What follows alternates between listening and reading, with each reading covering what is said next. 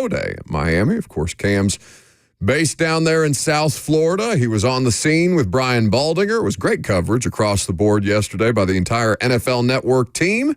We're happy to have Cam make some time in his busy schedule for us. What's happening, boss? What's going on, my guy? How you feeling? I'm feeling better because I think they're going to finally draft this quarterback, Cam, and just put all this to bed. I don't know how it's going to go because the Titans are still a really rough roster, but I know that they need a quarterback, and he looks like one I'd like to see play here. Yeah, I think that if you were handicapping it today, I think likely would be the phrase that I get of the Titans taking Cam Ward with the number 1 overall pick. I think nothing he did yesterday hurt his feel with them, and if anything, it increased it. There was a moment we talked about on the broadcast where he turns over to team president Chad Brinker and general manager Mike Borgonzi, and I asked him after a throw, and I asked him in our interview, what did he say to him? And he says, I'm solidifying it today.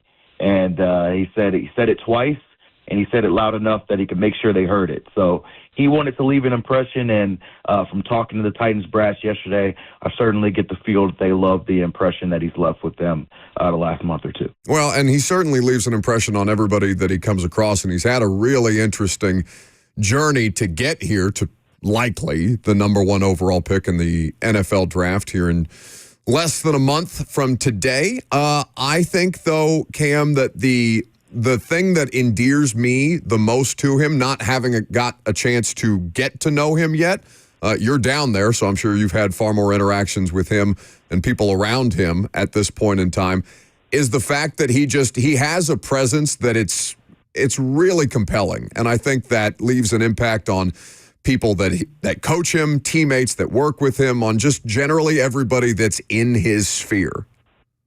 Yeah, I've got to know him a little bit, and even to a heavier extent yesterday, chatting with him a few times. I think what you're going to learn about him is he's reserved as a natural personality.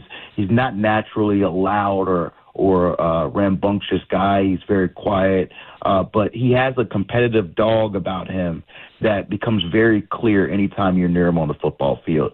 And he also has a level of looseness about him, and you saw that during the pro day, whether it's the double reverse ending play where he catches it. He called that the Cam Ward special. He came up with that play himself, he told us, and he said he wanted to end that with some fun. Or when you watch him in pregame workouts, I've seen him before games at Miami. I saw him even 4 or 5 hours before his pro day. He's doing behind-the-back passes. He's throwing passes over the head. He's running around trying to throw things off his back foot, running the wrong way. That's just who he is. He jokes with his trainer all the time. Do you want me to do it the right way, or do you want me to do it the Cam Ward way? And I think that if you're drafting a guy like Cam Ward, you don't want to put him in a box. You want to allow him to be him. And we've seen, especially this past year in Miami, being him is pretty good.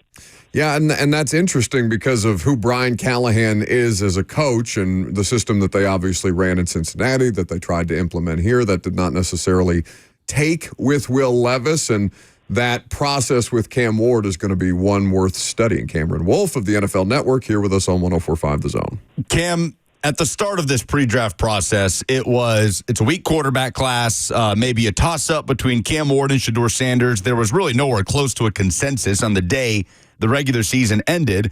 And now here we are where he is seemingly the bona fide number 1 pick, whether that's going to be the Titans or somebody else, probably the Titans. And now there's more and more opinions coming out about, Cam Ward would have been the 4th quarterback taken in last year's draft, right? Going above the likes of a Bo Nix or a J.J. McCarthy if he was in last year's class. What's been the most interesting thing to you as he did football things in front of an audience yesterday for the first time since football season? What's been the most interesting thing to you, just the evolution of the Cam Ward pre-draft process? Yeah, I think the biggest thing for us in the media is catching up to what teams think. And I had this conversation with a coach yesterday at the pro day, and he was laughing. He said, a lot of times you guys in the media will create competition and controversy when there isn't one. And this coach has said it's never been close between Cam Ward and Shedeur Sanders. There's gaps between 1 and 2, but at least early on in the process, there was definitely a perception that, hey, different teams may like different quarterbacks, and it's yin and yang, and it's just whatever your flavor is. No, I think that it's been pretty clear to me that the ceiling, the potential, the talent, everything that you would want in a top 5 pick, the advantage goes to Cam Ward. And so I think that the other thing, and this is something I talked to a little bit with Brian Callahan yesterday, is that there's also a perception that Cam Ward, because he does so much out of structure, cannot play on time or cannot play on rhythm. And Brian Callahan was telling me, you just put on his tape. You put on his tape, you can see him continually playing on time, in rhythm. He can do it well. And his ability to create plays outside of scheme and do the sidearm throws and the three-quarter throws, it's because he can do it, not because that's the only way he can play. And so from talking to Callahan, definitely seemed like a guy he was excited to potentially coach and that he felt like would be a good fit in whatever they're trying to run. And I definitely think Cam yesterday wanted to prove some of those elements too, that he could do that on time, in rhythm, on the move, in the red zone, a lot of those things that he showed in different capacities at Miami. So his strengths have just been highlighted more and more the deeper we get into this process. But at this point, with almost exactly 1 month to go before the draft in Green Bay, Cam, and that first name being called, at this point in time, what do you think is the biggest concern with Cam Ward? Is it the same as what it might have been in December? Yeah, I mean, at this stage in the draft, people are always going to nitpick. Look, Cam's not the biggest guy. He doesn't have the strongest arm. He's not going to be the fastest. The traits may not pop out at you like they did for Drake May, or they may not pop out at you like as far as Jaden Daniels' speed or Caleb Williams' ability to, do all the Patrick Mahomes magic. But I think that he's good in almost everything, and I think that he has the potential to be great. And you've seen his development over the 5 years. He has a lot of experience. But I think maybe that question that you're referencing is just people saying, okay, does he have enough wow traits for me to say, hey, this is a first overall pick? And sometimes that's subjective. There were some of those questions with Jaden Daniels as well, and he looked tremendous, probably the best rookie season ever, and same for C.J. Stroud. So a lot of these things are people trying to talk them out of taking a guy in the top 5 because of how much risk there is, and I think it should be more focused on what they do well. Cam Wolfe of the NFL Network here with us on 104.5 The Zone. He was there at Miami's Pro Day yesterday to take in Cam Ward and 19 other players who worked out at that workout. He's also the host of the podcast Breaking House Rules. You can check that out wherever you get your podcasts. Cam, what's the most interesting conversation you had yesterday, whether it's Cam Ward related or otherwise? Good question. I think that I had a conversation with Mike Borgonzi and Chad Brinker, and wanted to really pick their brain about the process. And obviously, they're keeping some things close to the vest, so there's not going to put out the whole gauntlet. But for Borgonzi in particular, he went through this process in KC with Patrick Mahomes, and I was curious, just kind of like what you look for. Like, everybody always wants to say, oh, hey, I knew this guy was going to be this when I found him, and this guy was all my number one. And very rarely is it a consensus. But when he was talking about Mahomes, he was talking about how, one, they had to keep their intentions hidden, but two, their big thing was looking at instincts, because that's the one thing you can't teach. Like, there's a lot of teachable things in quarterback play, but the instincts and the ability to just know how to play when chaos happens is something that they said screamed out at them, Patrick Mahomes. And there was reference points to, Cam having some strong instincts, and the fact that, even some elements of, and again, I'm not trying to compare Cam Ward to Patrick Mahomes, but I just think experience matters. Even some elements of, like, Mahomes does the sidearm elements. Mahomes does some things where coming out of his draft process, it was like, how does that translate? Is that true pro readiness? And if you have the instincts to just know how to win, then you overcome all of that. And there are some elements of Cam that I think stood out there. So I thought that conversation was really interesting there. And then I had another one with Callahan about what he saw in Joe Burrow in his process. And he kind of went through that and learning that, you shouldn't use their limitations for Burrow at that stage. It was that he had so much talent around him at LSU that what would he look like without it as a limitation, and they did not let it, and it paid off for them tremendously. So I think for me, learning kind of what these decision makers process for pass hits was insightful for me, as they go about this process.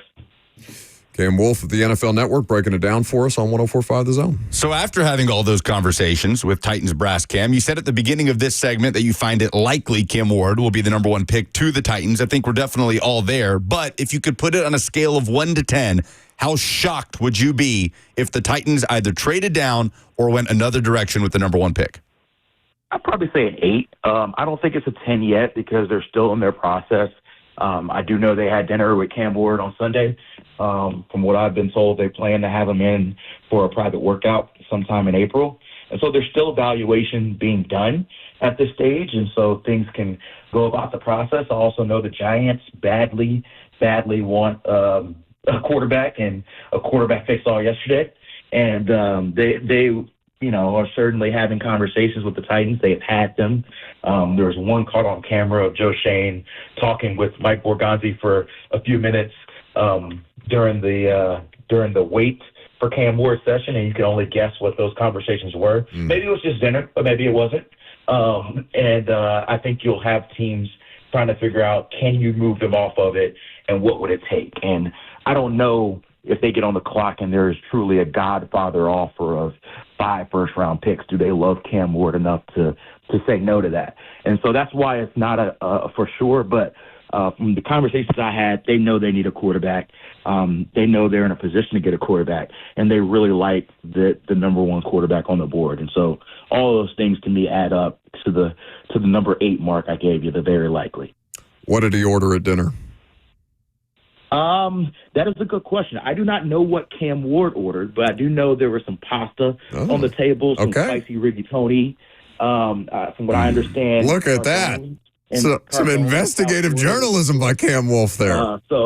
Carbone is a very good spot. It's a lot of money, so there's not any pennies being pinched over in this category. So I don't know who all got what, but there is definitely some good pasta on the table. Carbone's a spot. I didn't know if this was a Bird Road situation. Did they take him for authentic Cuban food? Did they go to Joe Stone Crab? I wasn't sure what the vibe was. Italian is always the answer. Trying to read into every little thing that we can. Cam Wolfe here with us on 104.5 The Zone. It's the pick is not made until the pick is made, and that's just the thing that we have to continue to remind Titans fans for a month at this point in time until we actually get to the Thursday night on April the 24th. Of course, the NFL Network will have exhaustive coverage. Cam, quickly before we let you go, and I do appreciate you taking some time this morning on short notice. Cam Ward wasn't the only player that worked out yesterday, obviously. Right. And there's a bunch of other NFL talent that Miami and Mario Cristobal had on that roster last year that were auditioning in front of all 32 teams in some form or fashion. We'll stick with the names that most people will know. Elijah Arroyo and Xavier Restrepo.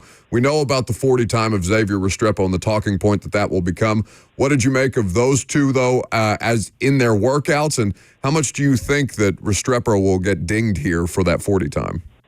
Yeah, I'll start with Restrepo. He'll get dinged. There's no way to sugarcoat that. You run a 4.83 at receiver. Even as productive as he was, the all-time leading receiver at Miami, he's going to get dinged. It's going to affect his draft stock. That being said, his game was never speed, and so if you were drafting him, you were not counting on him to be a very fast guy. Now, knowing he's a 4.8 guy probably does affect, how do we use him? He's probably slot only. We've got to have other speed on the field to offset him. But he's going to find a good fit somewhere. I think he's going to play in the league, and I think he's going to contribute in the league. And, you feel bad for a guy at that stage because timing shouldn't be the only thing that matters or a huge contributor, but it's a data point. And for teams, data points matter. But I still think that he's going to be drafted and still contribute very well in his NFL career. Aurora, very impressive size guy. He didn't work out as far as testing yesterday because he had a bone bruise, but he did catch passes, as did Restrepo. Both of them looked very good catching passes. Restrepo actually threw the touchdown to Cam Ward that was that Cam special at the end. And, Aurora's probably going to be a guy that goes day 2. Very talented pass catcher, right behind that group of like Tyler Warren, Colston Loveland, and Mason Taylor is probably Elijah Arroyo. So some team's going to get him in the second or third round and probably have a future starting tight end. Check him out on NFL Network. Check out the podcast, Breaking House Rules, wherever it is that you get your podcast. He's Cam Wolfe, and he's always good to stop by the radio show when he can make some time for us. Good to see you up in Indy, buddy, and I'm sure we'll catch up again here soon. Absolutely. Appreciate you, fellas. Cameron Wolfe there with us on 104.5 The Zone.